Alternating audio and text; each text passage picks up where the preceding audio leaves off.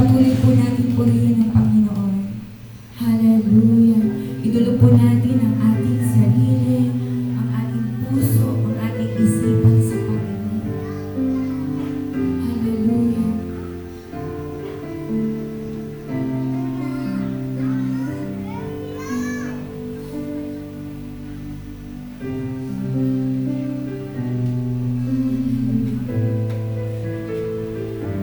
Praise you, Jesus.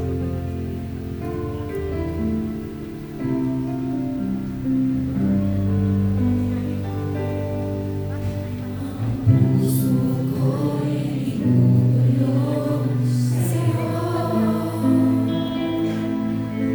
Nagpapakumbaba, nagsusumamo. Maging dapatin mo. Ikaw ay mamasdan, makaliit ka at sa'yo ay pumisan. Ang puso ko'y itutulog sa'yo. Nagpapakumbaba, nagsusumamo. Maging dapatin mo. Ikaw ay mamasdan, makaliit ka at sa'yo ay pumisan. Loobin mo ang buhay ko'y maging banal mong tahanan. Tugtugan ng iyong wagas na pagsinta.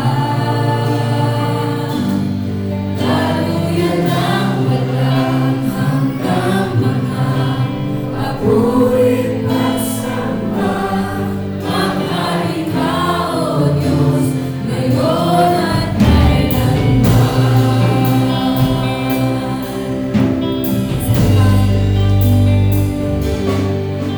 Ang puso ko'y itutulog sa'yo. Nagpapakumbaba, nagsusumamo. Maging dapatin mo. Ikaw ay mamasdan, makaliit ka at sa'yo ay pumisan. Loobin mo ang buhay ko'y maging banal mong tahanan.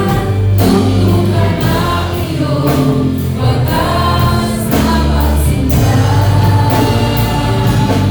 Daluyan ng walang hanggang mga papuri't pagsamba.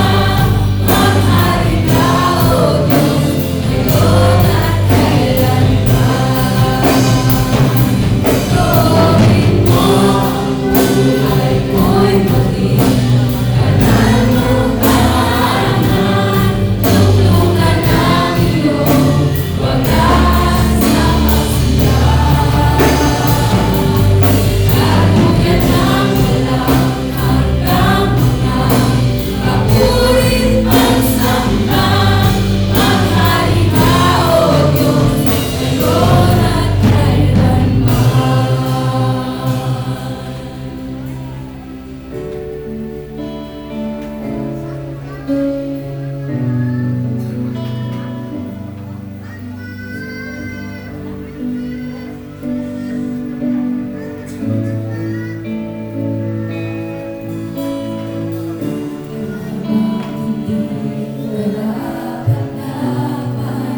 Pagkukulan ng kaba at wagas mo pagsinta. Habang walang kakayanan, masuklian ka ng mabuti sa lahat mong ginawa. Yakap mo ako sa aking karumihan.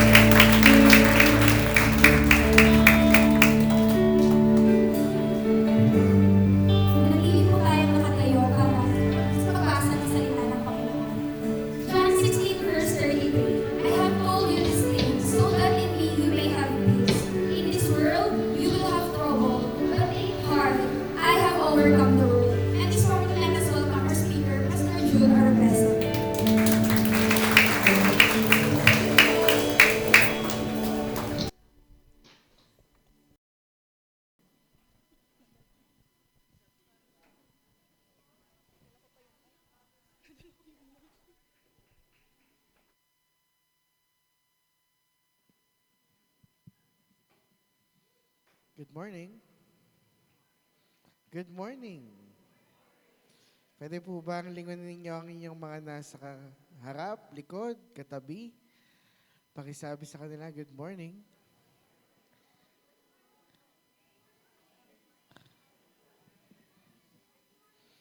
Sige po, yan. Settle muna tayo. Maupo. Make it sure na relax po kayo. Huwag masyado na makakatulog na tayo. No?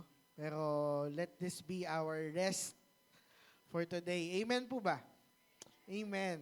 Ayan, sige po. And this month is our anniversary month. Sinong masaya na siya ay naririto? Are we happy? Yes, salamat sa Panginoon. The Lord has been, so faithful sa atin pong bahay, sambahan, at syempre po sa buhay ng bawat isa sa atin. Amen. Amen. And last Sunday, Pastor Levy started with the topic peace. Sabihin mo nga, peace. Yan, peace. And it felt to me like the topic should be continued and extended. Ayan. And so, pakisabi po sa inyong katabi, sa mga nasa paligid ninyo, peace be with you. Yan. Peace be with you. Yan. Pwede mong samahan ng peace be with you. Yan. When Jesus came to this world, God brought the very importance of peace. Yan.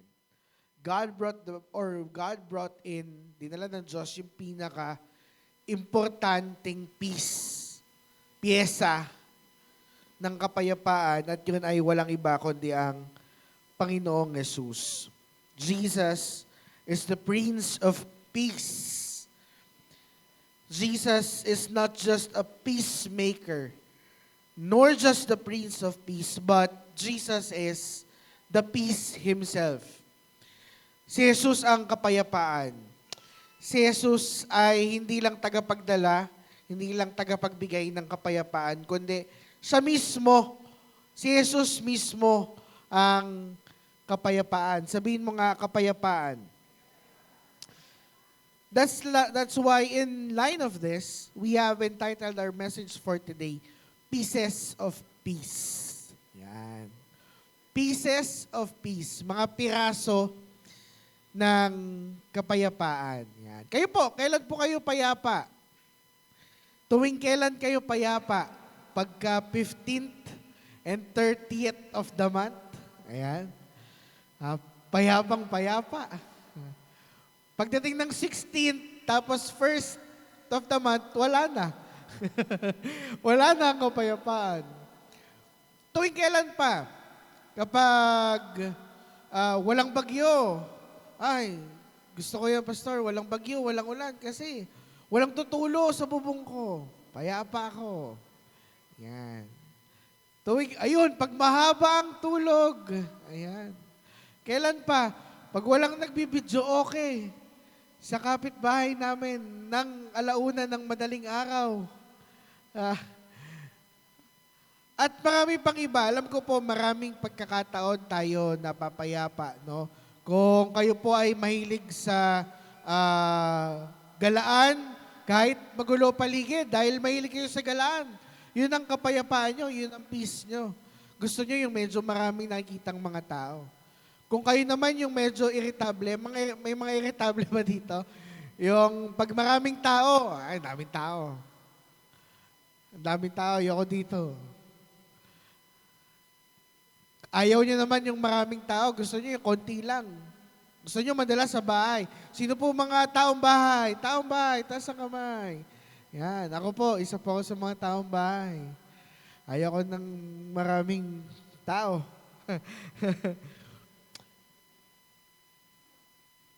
Now, going back, pag-usapan po natin ang peace or kapayapaan. Maraming passages sa Bible, particularly sa New Testament, that speaks of peace.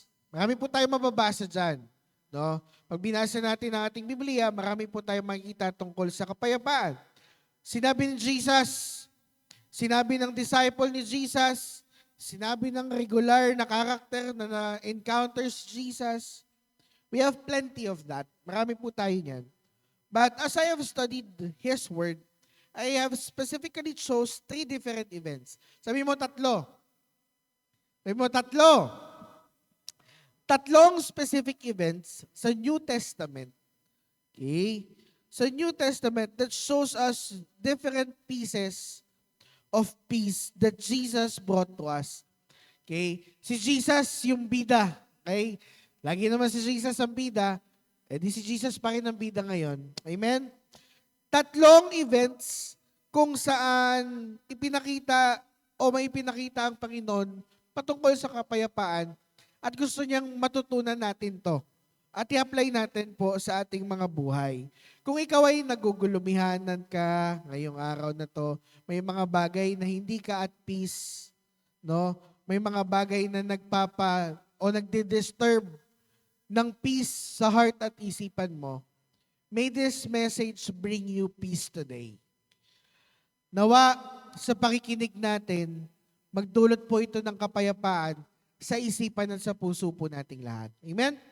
So, these pieces are all connected to water. Sabihin mo, water.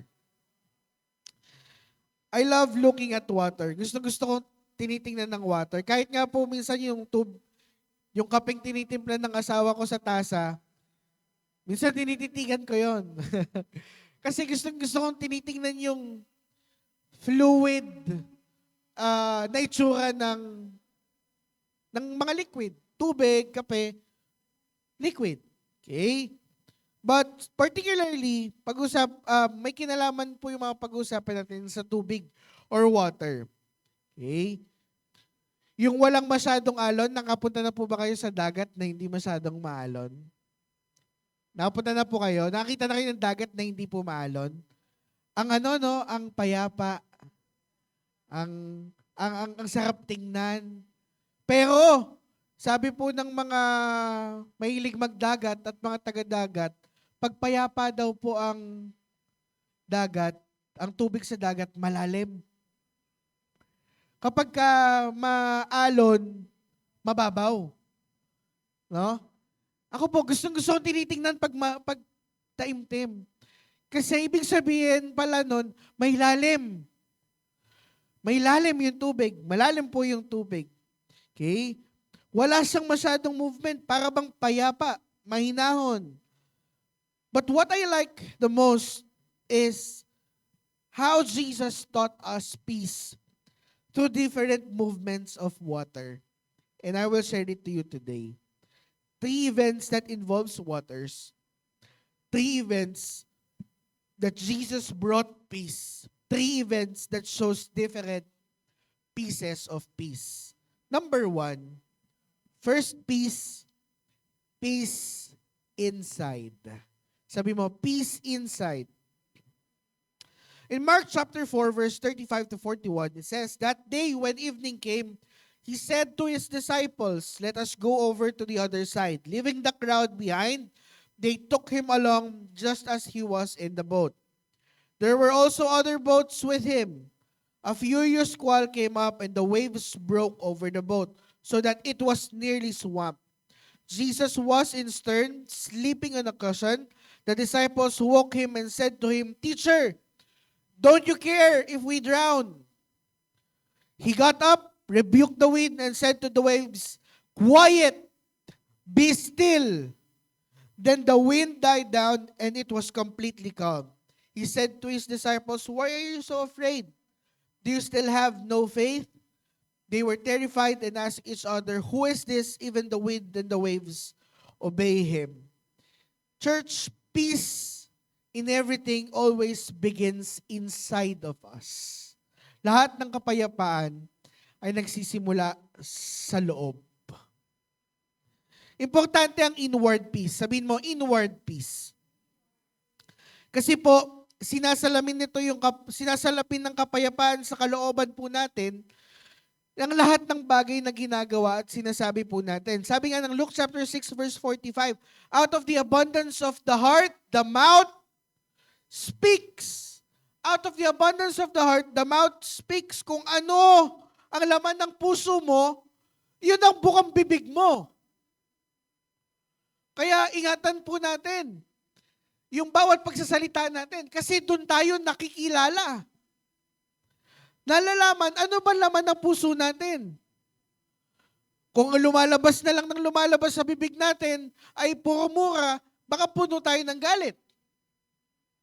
Kung lumalabas naman sa bibig mo ay puro encouragement, baka pinagpala o puno-puno ng pagpapala ang puso mo. Kung ano ang laman ng puso mo, yun ang lalabas sa bibig mo. Tanungin mo yung katabi mo, ano ba ang lumalabas sa bibig mo?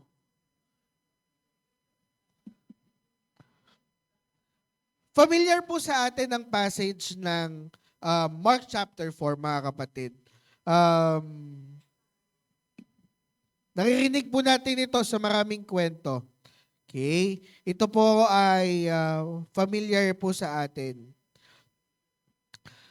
In Mark chapter 4, verse 35 to 41, meron pong gustong ipakita sa atin ng ating Panginoong Jesus. He wants to tell us something that will help us have peace inside of us. Meron siyang gustong ipakita para magkaroon tayo ng tunay na kapayapaan sa atin pong kalooban. Ngayon, again, just like what I've said earlier, familiar po itong passage na ito sa atin. Ito po ay sila Jesus nasa isang bangka at tinamaan sila ng malakas na hangin. Sa kanila, bilang mga mangingisda, bagyo na sa kanila yon. Okay? They call it storm already. It's a storm already. Okay? Pag bumahampas ang hangin, may konti sigurong ulan, okay? Sa kanilang mga bangka, habang nasa gitna sila ng dagat, they call it storm already. Okay? So, during this time, umuuga yung bangka. Sino po nakasakay na ng bangka? Nang umuugang bangka. Ayan. Nakakakaba po. Yun nga lang pong fast craft, yung mula Batangas, papunta ng Mindoro. Hindi naman yun masyadong mauga, mabilis pa nga yun. Pero nakakakaba. Kasi minsan, papalo yung fast craft sa tubig, sa alon. Nakakatakot. Medyo nakakakaba siya. No? Kinabahan ako eh. But during this time, ganun po yung nangyayari sa kanila. Mabagal naman yung bangka, pero shaky siya. No? Nag-shake, nayayanig. Ngayon, lahat ng disciples nagpapanik. Nagpapanik. Ano gagawin natin? Umuuga yung bangka. Lulubog ata tayo. Mamamatay ata tayo. Out of fear, lumapit sila sa Panginoong Jesus. Kaso ito ang catch. Si Jesus tulog. Kaya may sagot na tayo kung natutulog ba ang Diyos. Di po. Si Jesus tulog. Nagpapahinga. Eh, dami niyang pinagaling eh. Ito pong Mark chapter 4, karugtong po nito yung feeding of 5,000. O mali. Mamaya pa pala yun. But during this time, pagod po silang lahat. Tulog si Jesus. Tulog. Kayo po ba, pag tulog, gusto niyo po bang ginigising kayo? Mga kapatid, kahit ako, kalampagin ng mga disciple, baka suntukin ko eh. Ginising siya, Lord, out of fear, natatakot eh. Lord, Jesus, di ka ba natatakot? Baka mamatay tayo, baka malunod tayo. Baka tumaob yung bangka. Si Jesus, hindi na nagsalita. Hindi sila hinarap. Ang ginawa ni Jesus, si Jesus tumayo. Humarap siya dun sa dagat, sabi niya sa dagat, quiet, be still. Stop, be still. Pumayapa po yung dagat, mga kapatid. Humarap siya sa mga disciples niya. Ano ba? Ano pa rin ba kayong pananampalataya sa akin? Yung mga disciples siya, in-acknowledge siya. Sino to na kahit ang malakas na mga alon at hangin humihinto?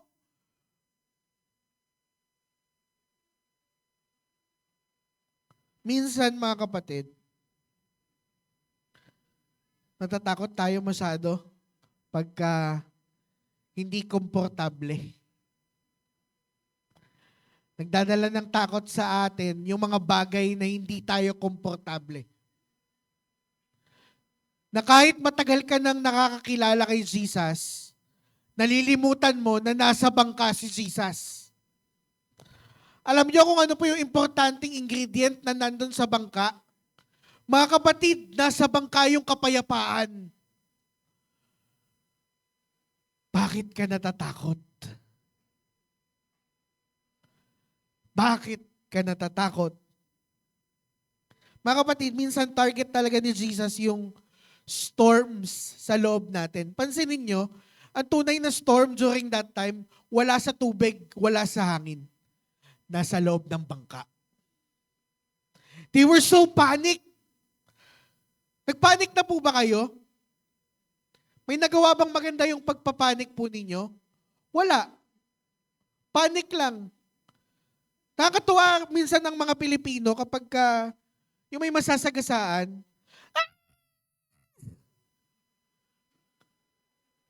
na para bang may magagawa yung pagsigaw mo. Ito na, tatamaan na, medyo mabagal lang naman.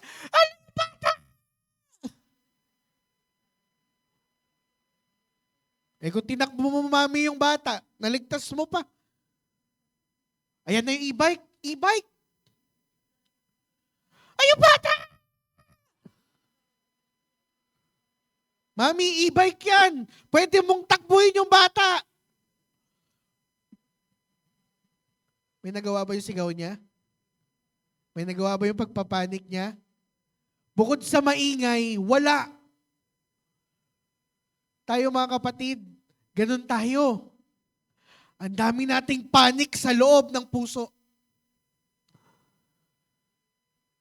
Nauuna tayong magpanik at nakakalimutan natin na yung kapayapaan mismo nandun sa loob.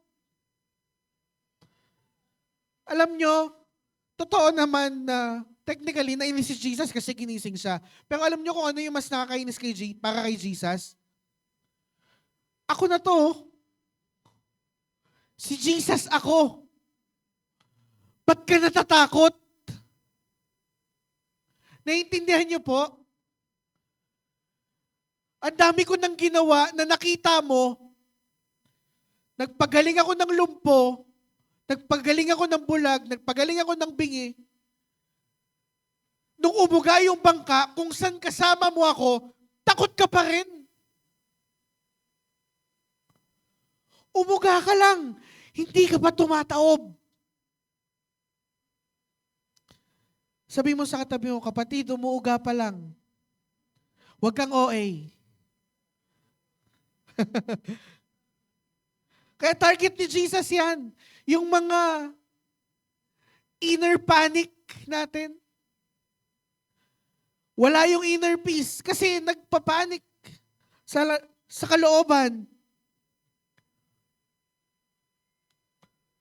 We tend to be afraid kahit kasama natin siya. So, what will He do?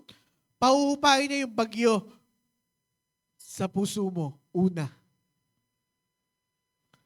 Pahuhupain niya ang bagyo sa puso mo. Mga kapatid, again, ang tunay na bagyo during that time, hindi yung malakas na alon, hindi yung nagsishake na bangka. Ang tunay na bagyo, yung takot sa loob ng puso nila. Pansinin nyo, hindi lang yung bagyo in-address ni Jesus, Pansinin nyo, hindi lang yung bagyo yung in-address ni Jesus. Hindi lang po yung bagyo, pati yung mga pananampalataya nila. Pagkatapos niyang pahintuin yung hangin, dumiretso siya sa disciples. Wala pa kayong pananampalataya? Parang wala ako dito ah.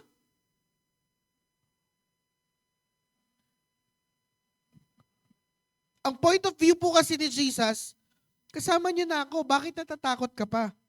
Kasama mo na ako, bakit hindi ka pa rin naniniwala? At tayo po hanggang ngayon mga kapatid, maraming pagkakataon sa buhay natin, hindi pa rin tayo naniniwala. Di ba? Kapag meron tayong bagay na nahihirapan tayo, tayo na mismo yung gumagawa ng paraan, hindi tayo naghihintay sa Diyos. Nagpanik ka, wala akong pambayad ng kuryente bukas. Iniutang mo na, may magbabless pala sa'yo. Wala na, may tubo yung utang mo. Sayang naman.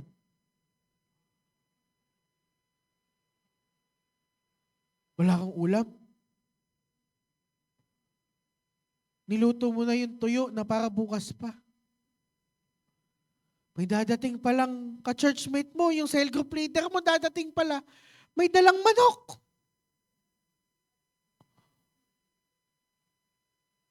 Wala na, brother. Naluto ko na yung tuyo. Para bukas pa sana yun. Huwag mong unahan si Jesus. Huwag kang maunahan ng panik. Magkaroon ka ng kapayapaan. Listen, when Jesus said, stop and be still. Minsan, ang kailangan po nating gawin ay walang gawin.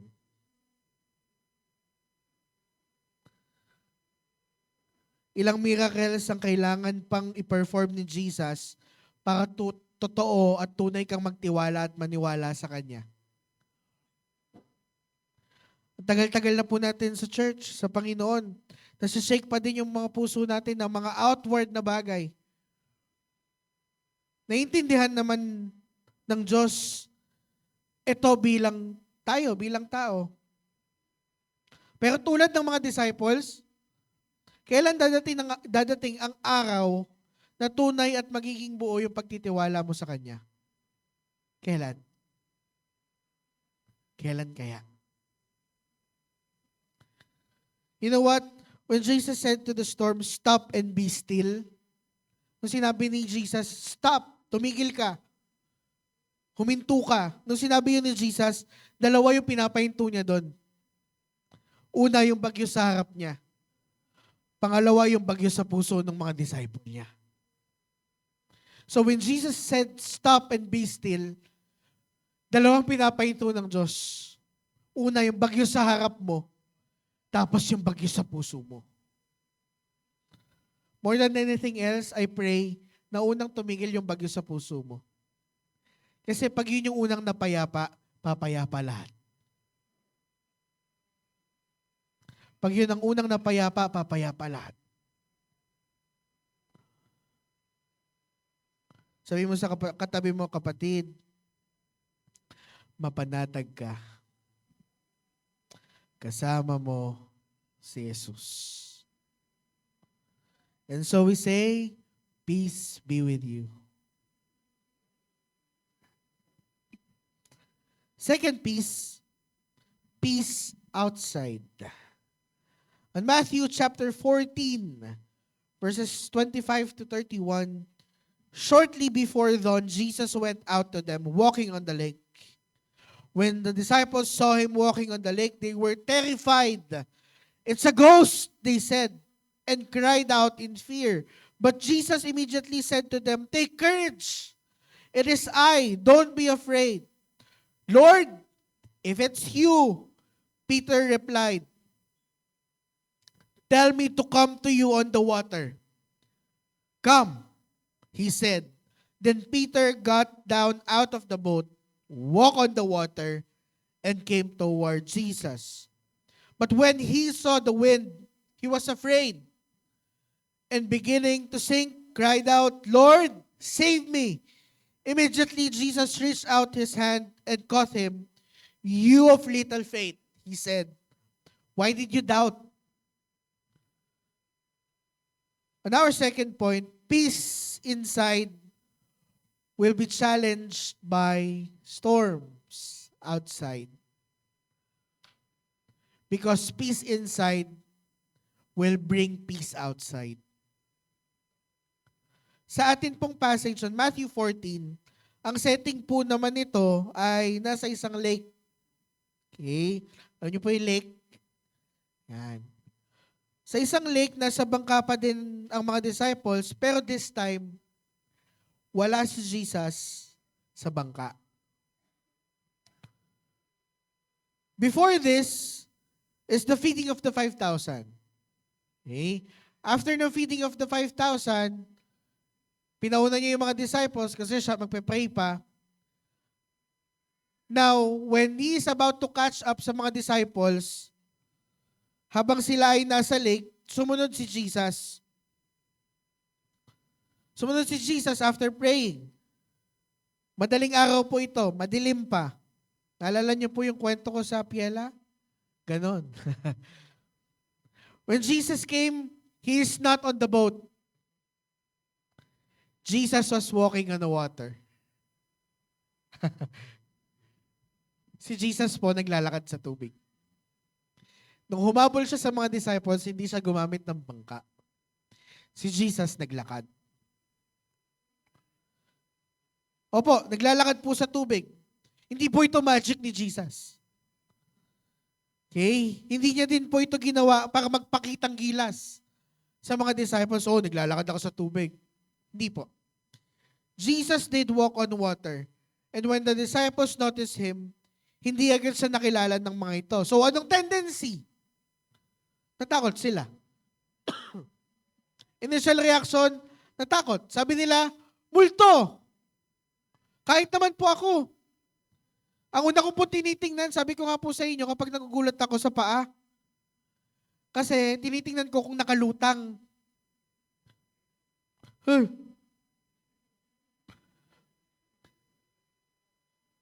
Yung gwardiya doon sa nakita ko na yung guardhouse, nasa gilid pala. Kaya pala siya naglaho. Una ko tinitingnan pa. Kasi tinitingnan ko kung nakalutang. Pag nakalapat sa sahig, okay. Ang problema na ito, si Jesus nakalapat naman. Pero sa tubig. So, actually, tama naman yung initial reaction nila. Natakot sila.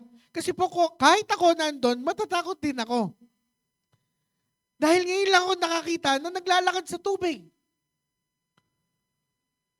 Sir, totoo ba to? Parang goyo-goyo lang to, magic-magic lang. Hindi po. Jesus did walk on water. Okay sana kung isa lang ang record na si Jesus ay naglakad sa tubig, kaso hindi po. Multiple. Multiple po ang nakakita, nagsabi, sumulat. Si Jesus ay naglakad sa tubig. Now, Jesus introduced himself. Ako to, si Jesus. Sabi ni Peter, Lord, kung ikaw yan, palakarin mo ako sa tubig. Testing, no? Lord, kung ikaw nga yan, sige nga, palakarin mo ako sa tubig. Akala ni Jesus, hindi siya papatulan. Akala ni Peter, hindi siya papatulan ni Jesus. Ang sabi ni Jesus, come. Come. Halika. Lumakad ka. So Peter stepped out at si Pedro mismo nakalakad ng ilang hakbang. Then the wind came. Big waves came. Natakot si Pedro at lumubog. But Jesus rescued him and said to him, bakit ka nagduda? Lumakad ka na. Bakit ka nagduda? There are a few things that we can learn from this church. Una, pag inalis mo talaga ang mata mo kay Jesus, lulubog ka. Alisin mo ang mata mo kay Jesus, lulubog ka. Kasi tumingin siya sa alon eh. Tumingin siya sa hangin. Tumingin siya sa magalong paligid. Kahit saan church ka pumunta, alisin mo ang mata mo kay Jesus. Kahit sa reliyon ka pumunta, alisin mo ang mata mo kay Jesus. Kapatid, lulubog ka. Dahil lumalakad ka, hindi dahil sa sarili mo. Lumalakad ka dahil kay Jesus. So, ang mata kay Jesus.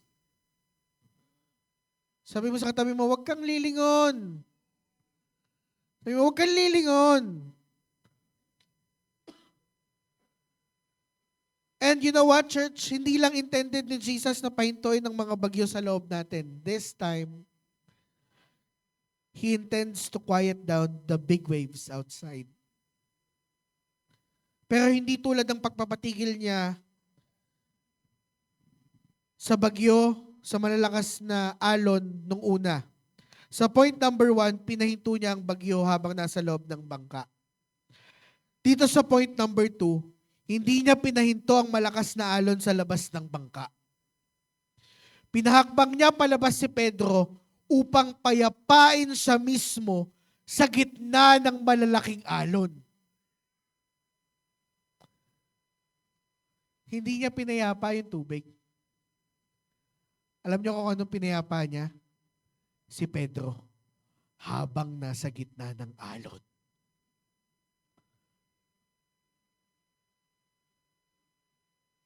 Iba, no? Nung una, habang nasa bangka sila, pinayapa niya yung alon at pinayapa niya ang mga disipulo niya. But this time around, halika Pedro, lumabas ka dyan sa bangka. At si Pedro ang pinayapa niya sa gitna ng matataas na alon. Church, marahil mapapatanong tayo, pinapahamak ba ako ng Diyos? Nasa bangka na ako, lalabas pa ako. Bakit niya ako pinapalabas sa bangka kung saan ako safe? Di ba? Di ba? Bakit ako pinapalabas sa bangka kung saan doon ako ligtas? Tama? Church, during that time, hindi po yung bangka ang safe place para sa mga disciples. Ang safe place para sa mga disciples ay sa tubig mismo kung nasaan si Jesus. Kung nasaan si Jesus. Sa buhay po natin, mga kapatid, ang pinakaligtas na lugar ay sa piling at kalooban lamang ni Jesus. Yun ang pinaka-safe. Kahit pag gaano tingin mo, kadelikado yun, dahil nandun si Jesus, yun ang pinaka-safe. Yun ang pinakaligtas na lugar na pwede mong puntahan. Mga kapatid, kahit anong taas at laki ng mga alon, tatakpan at lalakaran niya ng Diyos para sa iyo. Tatakpan at lalakaran niya yan.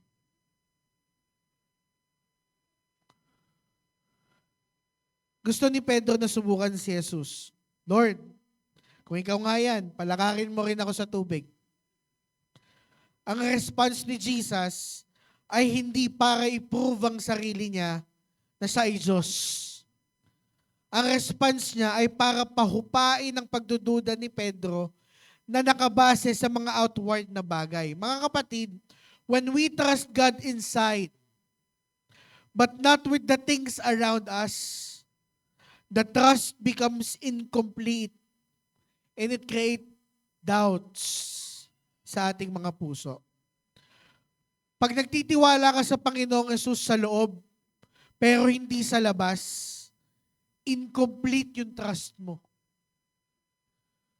Kasi nagsisimula kang gumawa o lumikha ng mga pagdududa sa puso mo sa mga kayang gawin ng Diyos para sa iyo.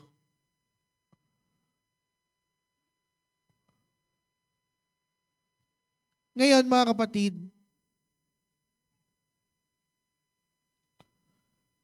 just like what we have said before, big waves are normal. Sabihin mo, normal yan. Normal po yan. Walang taong walang problema. Tama po? Sino po ang walang problema? Baka gusto niyo na pong umuwi sa Panginoon. Kasi walang problema. Pwede na yan. Alam niyo po, sa piling ng Diyos, walang problema. Sino po ang gusto ng walang problema? Aba, mauna na. Sa piling lang ng Diyos, walang problema eh. Lakad. Dahil nandito pa po tayo, yan po ay mga bagay na ine-expect na natin. Dadating yan. Sabihin mo sa katabi mo, kasama yan. Tatama at tatama yan sa buhay mo. Regardless kung malaki man yan o maliit. Pero ang hayaan ng malalaking alon na mag-alis ng kapayapaan sa buhay mo, hindi yun ang gusto ni Jesus para sa atin. Hindi po yun. When Jesus told Peter to come out, alam ni Jesus na may alon na dadating. Kaya ginamit niya yung pagkakataon na yon para payapain ang puso ni Pedro. Para iparating sa kanya na hindi lang ako after sa heart mo. Ready din akong iligtas ka anytime. At poprotektahan kita, pagpapalain kita, akong bahala sa'yo. So mapayapa tayo, mga kapatid. Kung kayang payapain ng Diyos ang bagyo sa puso mo, mapayapa ka din na kaya kanyang palakarin sa matataas na alon ng buhay mo. Amen? Amen po ba? Sabi mo sa katabi mo, mapayapa ka. Anong mamayapa ka? Mapayapa ka. Huwag mo na po. No? Ahatin pa yung mga kananayan natin ng mga year-end po natin. Mamayapa ka. Mapayapa ka. Yan. And last, number 3, third peace. Peace within peace. John chapter Jesus stood on the shore, but the disciples did not realize that it was Jesus. He called out to them, "Friends, haven't you any fish?" "No," they answered. He said, "Throw your net on the right side of the boat, and you will find some." When they did, they were unable to haul the net in because of the large number of fish. Then the disciples whom Jesus loved said to Peter, "It is the Lord." It is the Lord. As soon as Simon Peter heard him say, "It is the Lord," he wrapped his outer garment around him, for he had taken it off, and jumped into the water. The other disciples followed in the boat, towing the net full of fish, for they were not far from shore, about 100 yards. When they landed, they saw a fire of burning coals there with fish on it and some bread. Mga kapatid, our peace should not be the peace of this world. It should be His peace. Our peace should not the peace of this world. Dapat ang kapayapaan mo, kapayapaan ni Jesus. Nung namatay po ang ating Panginoong Jesus, marami sa mga disciples niya ang bumalik sa dati nilang ginagawa. Alam niyo po ba yun? Disciples to ha. 12 disciples. Yung pinakamalalapit sa Kanya. Pagkatapos mamatay ng Panginoong Jesus, bumalik sila sa mga dati nilang ginagawa. Sadly, kasama po dito si Peter. You see, pagkatapos mong makita ang bagyo na pinahinto, pagkatapos mong maranasang makalakad sa tubig, nung namatay si Jesus at wala siya physically, talagang bumalik na lang sila sa dati nilang buhay. Bumalik sila sa dati nilang buhay. As in, na para bang walang Jesus na sinundan. Ganon. Hindi sila nag-antay sa pagkabuhay niya. In fact, listen, walang nag-antay kay Jesus. After ng lahat ng tinuro niya, ng lahat ng binigay at pinakita niya, wala ni isa sa kanila. Wala ni isa sa kanila kahit ilang beses niyang sinabi through different ways na siya ay mamamatay at muling mabubuhay. Wala ni isa ang naghintay sa muli niyang pagkabuhay. Ano ibig sabihin nito? Walang naniwala kay Jesus na mabubuhay sa muli? Yes.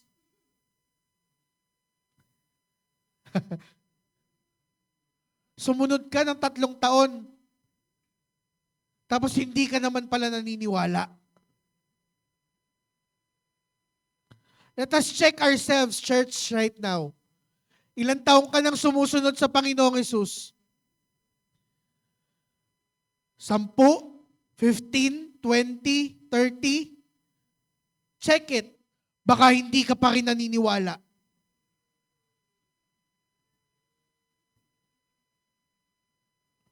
Baka bukang bibig mo lang yung Jesus, pero deep inside, hindi ka pa rin naniniwala. Yung mga disciples, 3 years nilang kasama si Jesus. Physically, kung anong kainin ni Jesus, kung saan matulog si Jesus, kasama sila. Pero nung namatay si Jesus, walang naghintay. Walang naghintay, 3 days. After mamatay ni Jesus, nagbalikan sa dating buhay. Minsan problema natin to. Pag hindi natin maramdaman si Jesus, nagbabalikan tayo sa tunay, sa dati nating buhay.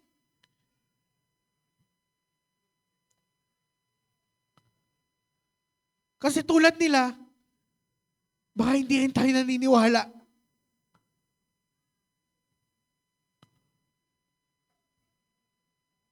So, when Jesus went back from the dead, nung nabuhay si Jesus, walang nag-aabang para batiin siya. Di ba? Pag binasa natin ang Bibles natin, walang nag-aabang. Ang nandun, anghel ng Diyos. Merong tumakbo, si Maria. Kaso pagdating niya, wala na si Jesus. Ano nangyari?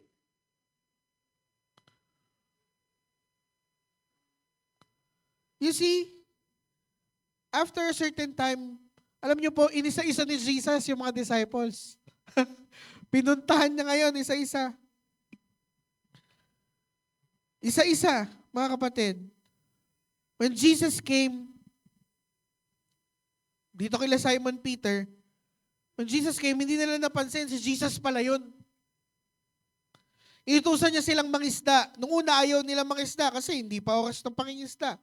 Alam ng mga fisherman kung anong oras dapat mangisda. And during that time, sabi ni Jesus, mangisda kayo. Pinurso ni Jesus na mangisda sila and they throw their fish nets. At ayun, a miracle. Sabi mo, miracle. Sobrang dami ng isda sa nets nila. Hanggang sa ma-realize ni Pedro, si Jesus pala yun.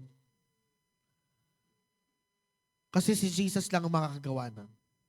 So, he ran to him, together with other disciples. Jesus spoke with Peter on the next few verses. Ito yung heart-to-heart sila ni Jesus. Tinanong ni Jesus, si Pedro, Pedro, iniibig mo ba ako? 3 beses.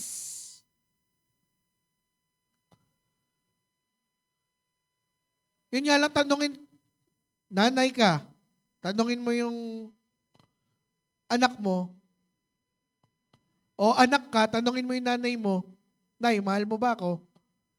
Pag pumangalawang tanong yung anak, malulungkot na yung nanay di ba?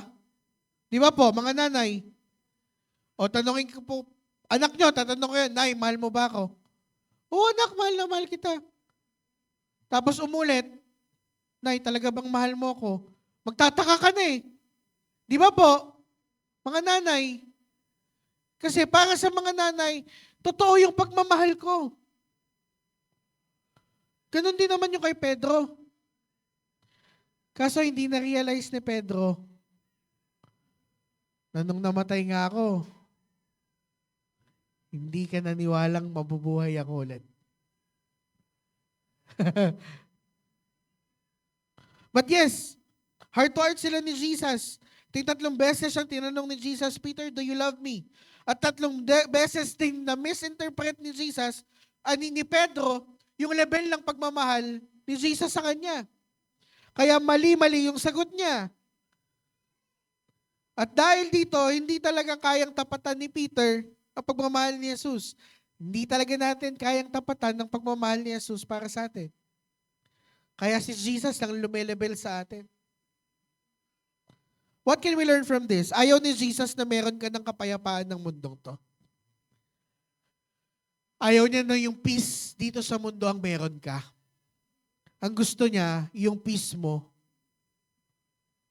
peace niya. What Jesus wants you to have is His peace. Church, dahil kapayapaan ng mundo, yung niyakap ulit ni Pedro nung namatay si Jesus, ginambala ni Jesus yung kapayapaan ni Pedro. Kasi hindi yun tunay. Hindi kasi yun totoong kapayapaan. Willing si Jesus na guluhin yung kapayapaang hindi naman totoong kapayapaan para lang magkaroon po tayo ng kapayapaan na galing sa Kanya. Yung totoong peace. Hindi yung peace-peacean lang. Yung peace na nagli-lead para sumunod tayo sa Kanya. Yung peace na nagli-lead sa atin para maglingkod at magpatuloy tayo sa buhay pananampalataya. Hindi yung peace na ikaw lang ang bumuo. Hindi yung at peace kunwari para lang mukhang tama yung ginagawa natin. Kung hindi mo yan bibitawan at hindi mo yan isusuko, God will surely shake that peace.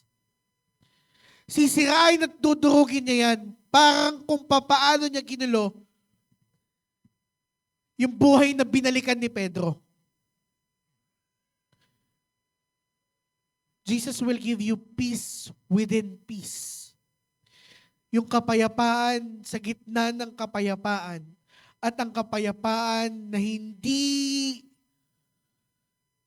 kailanman natin may de-describe. Alam mo ang kapayapaan pag galing kay Jesus eh.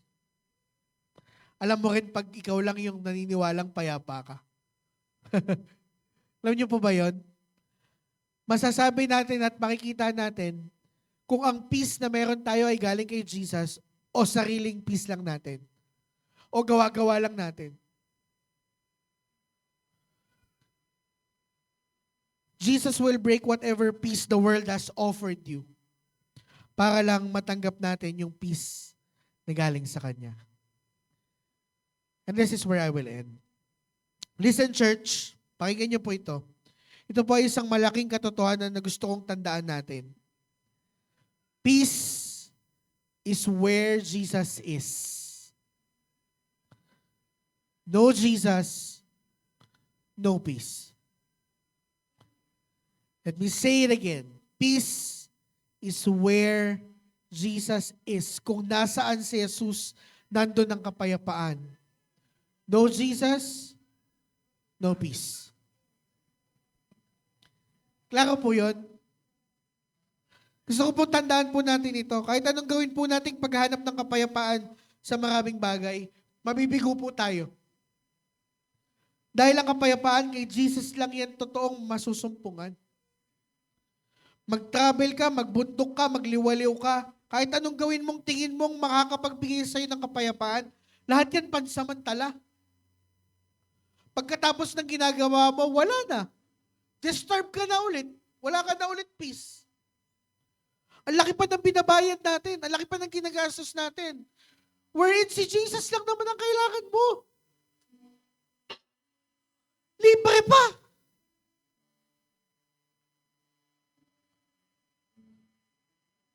Mga kapatid,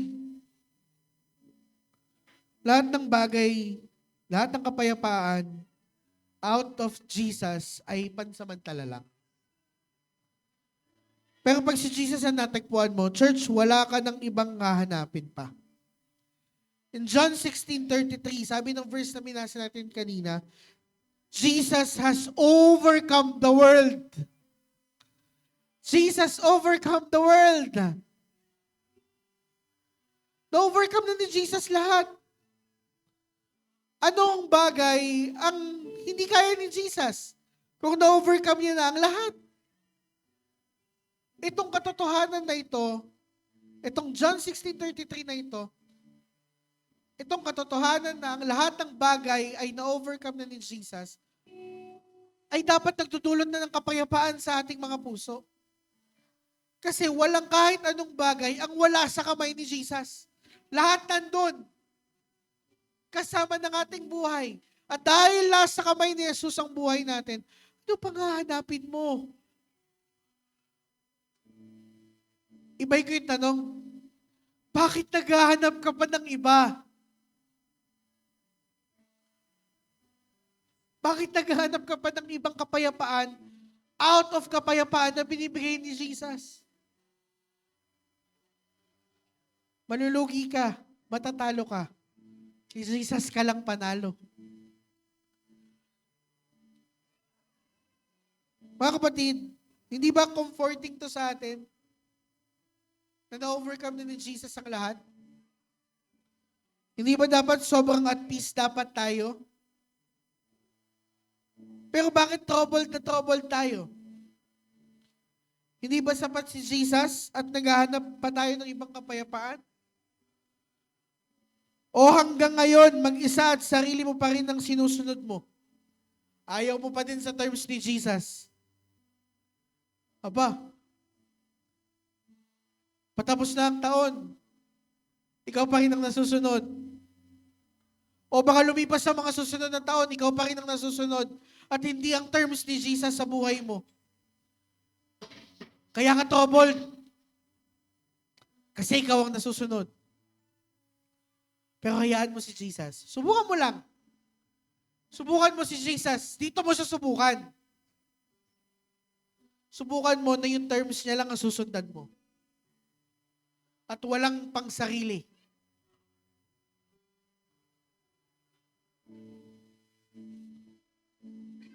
Church, again and again, peace is where Jesus is. You find Jesus, you find peace. Hindi po mahirap hanapin si Jesus. Because all this time, tayo lang din naman po ang inaantay niyang lumapit sa Kanya. Hindi siya mahirap hanapin. Tayo ang mahirap lumapit. Kung ang desire ng heart mo ay kapayapaan sa loob ng puso mo, kapayapaan sa paligid mo, at kapayapaan sa gitna ng kalooban ng Diyos, lumapit ka kay Jesus. Dahil sa Kanya lang ang tunay na kapayapaan. Pwede po bang tumayo tayong lahat? Awitin po natin ang awitin to. Gawin natin pong panalangin nito. Lumapit tayo sa Panginoon. Lord, kung hindi at peace ang puso mo, pwede ba na yung peace mo yung ilagay mo sa puso mo?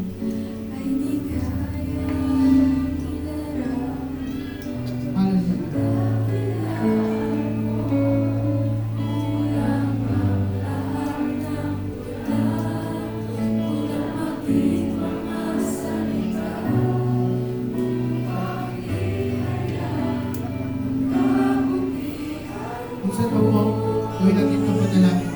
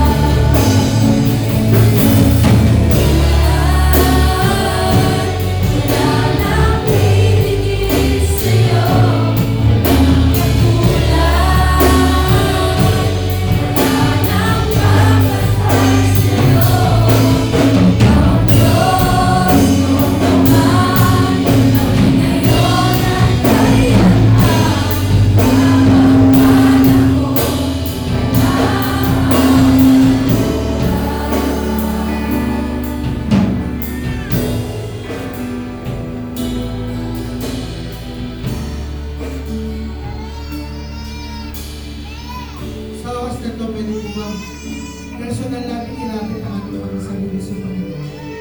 At sabihin natin, Panginoon, payapain mo ang puso ko. Panginoon, payapain mo yung paligid ko. Panginoon, payapain mo ako sa gitna ng kapayapaan mo. Gawin po natin yung panalangin yun. Ilapit natin ang ating mga sarili sa Diyos.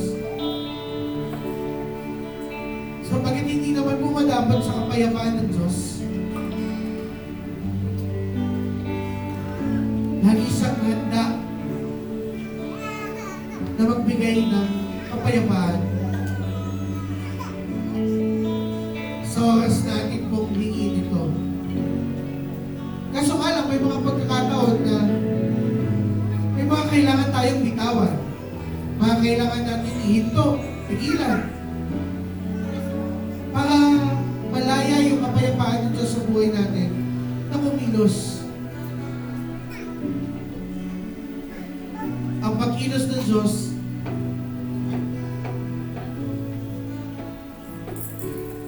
kailangan din ng response natin, mga kapatid. Hindi tayo tunay na mapapayapa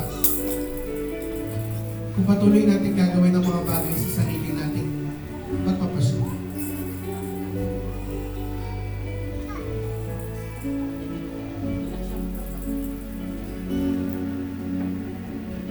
Ang isang pagkakapare-pareho ng 3 puntos, 3 events na pinag-usapan po natin ngayong umaga. Sa 3 pagkakataon na yun, laging si Jesus ay capable at able at available na magbigay ng peace.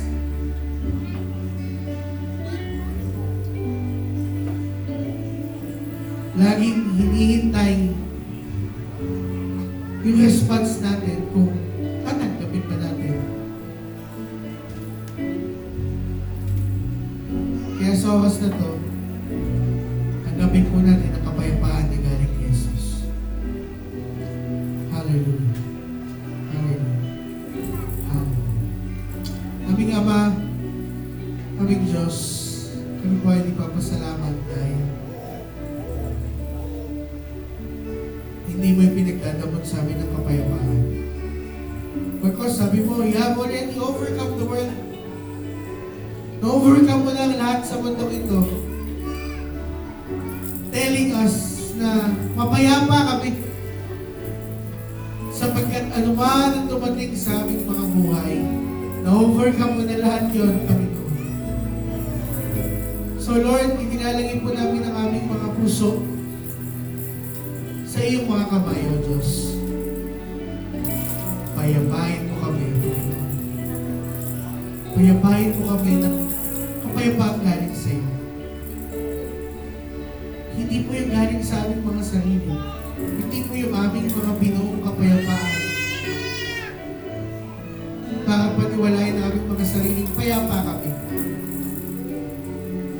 Hayaan mo na matanggap namin yung galing sa iyo, Panginoon. Dahil yun ang tunay na kapayapaan. Salamat, Panginoon.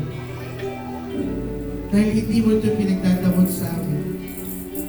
Of course, ay bukas ang iyong mga kamay na handa itong ibigay para sa amin. Dalangin po namin, Panginoon, sa aming kalagitnaan, kung mayroon po mga pusong hindi mayapa, may mga paligid sa buhay namin na hindi payapa. At kung may kapayapaan kami na hindi galing sa iyo, dalangin po namin na palitan mo lahat to ng galing sa iyo, Diyos. Dalangin po namin na palitan mo ito ng galing sa makapangyarihan mo kamay, Panginoon. We acknowledge that without you, we will never be at peace.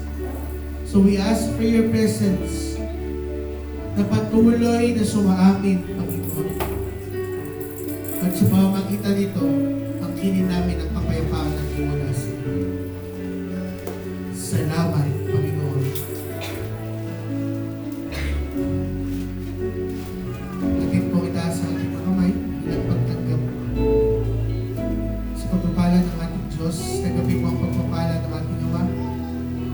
lumikha ng lahat, kasama ng kapayapaang ating ipinapanalangin. Ang Diyos Ama na lumikha ng langit at ng lupa, ang lahat ng bagay ay kanyang inihanda bago tayo kanyang bigay. Pagpalain ka ng ating Ama, pagpalain ka ng kanyang anak na si Jesus, na namatay sa krus upang tayo ay makaranas ng walang hanggang kapayapaan. Tanggapin mo ang pagpapala ng kaligtasan, buhat sa kamatayan at muling pagkabuhay ng ating Panginoong Jesus. Tanggapin mo ang pagpapala mula sa banal na Espiritu na lagi nating kasama. Pagpalain niya ang tatapakan ng iyong mga paa, pagpalain niya ang hahawakan ng iyong mga kamay, ang bawat salitang lalabas sa iyong bibig. Pagpalain niya ang lahat na ito na sa gayon tayo ay maging pagpapala sa iba at sa pamamagitan ng ating mga buhay ay marami pang makakilala sa Kanya. Sa Diyos na makagagawa ng higit sa kaya nating isipin at gawin, ay ating maingat na binabalik ang mataas na papuri, luwalhati at pasasalamat. Sa tanging pangalan, Diyos ng kapayapaan, na si Jesus. Maghari ka. Ito po ang aming panalangin. Amen. Amen.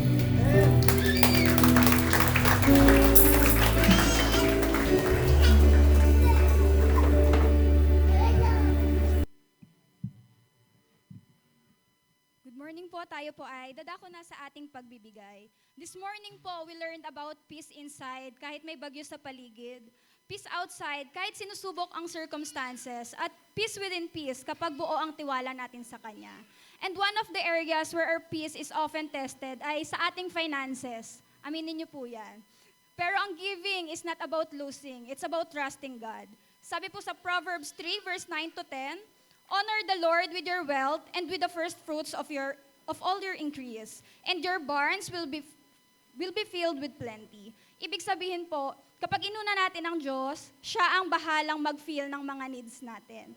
Giving is our way of saying, Lord, I trust you, not just with my heart, but with my resources, my future, and my provision. Sabi rin po sa Matthew 6 verse 21, where your treasure is, there your heart will be also. Kapag ang treasure natin ay nasa Diyos, paniguradong ang puso natin ay panatag. Sige po, hawakan po natin ang ating mga envelopes and let's pray for it. Lord Jesus, thank you for being our peace. As we give our tithes and offering today, we place our trust fully in you. Ikaw ang source ng aming provision, protection, at kapayapaan. We give with grateful hearts, joyful faith, and complete peace.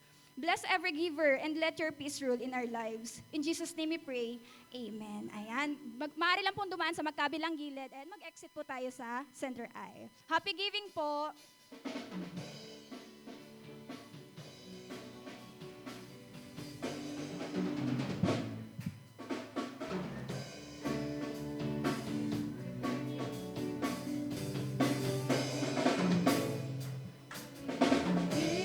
And it will come back to you. Good measure, pressed down